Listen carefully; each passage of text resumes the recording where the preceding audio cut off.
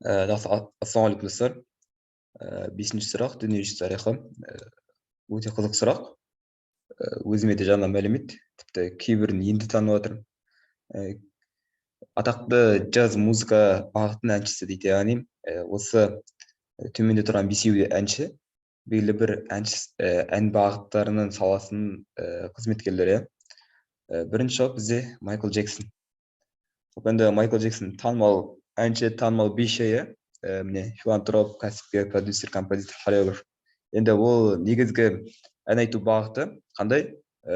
Поп, яғни поп рок, ән жанрлары поп музыка, ритм энд блюз, яғни осындай бір бағытта әндер айтады. Әндерін тыңдап көрген боларсыздар. Енді осы уақытқа дейін қаншама дүниелері бар. Міне қазір біз ойласақ, әншіні қараймыз. Әншінің қасында астын қарайтын болсақ, міне жанрлар деп тұр.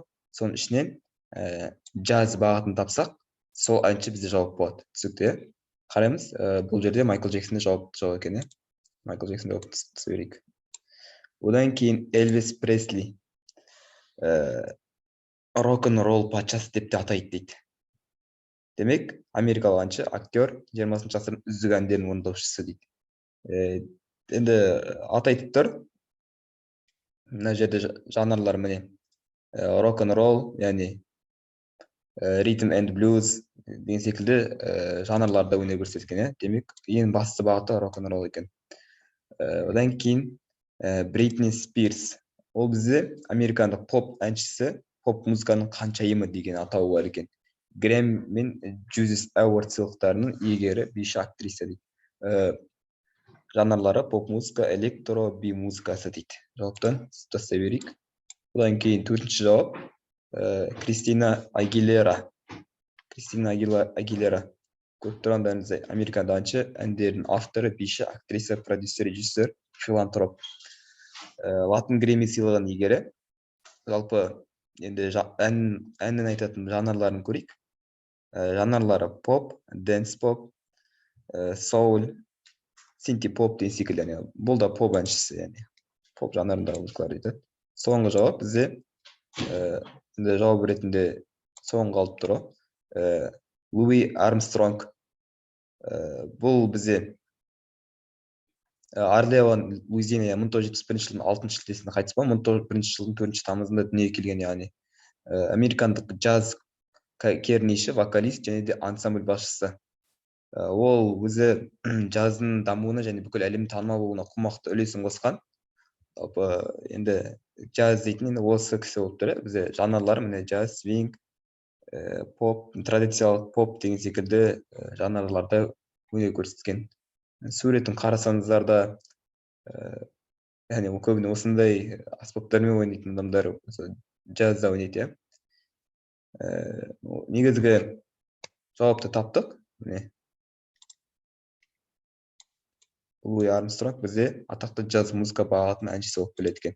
Енді қысқаша өмірбаянын тоқталайықшы. Жалпы өзіме де қызық бұл кісі не істегендігі. Луи креолдық әдет бойынша осылай аталған, яғни жаңа Орлеан кедей негрлік ауданында дүниеге келген. Бейберекет жанұяда өскен, яғни шешесі яғни бейберекет дегені ол деген кедей деген сөз ғой енді. Шешесі кір жуушы, әкесі күндеп істейтін, яғни күнделікті ақша жұмыс жасайтын адам болған.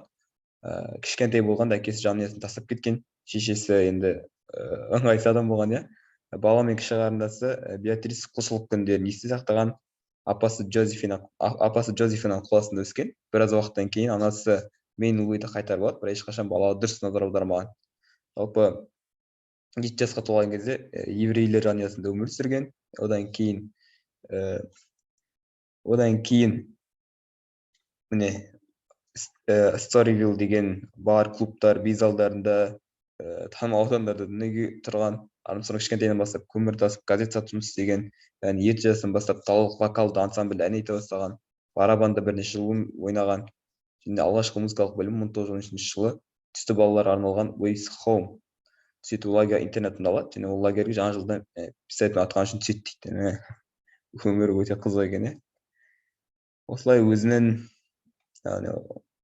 өмірін қиындыққа өткізген адам болып тұр ғой.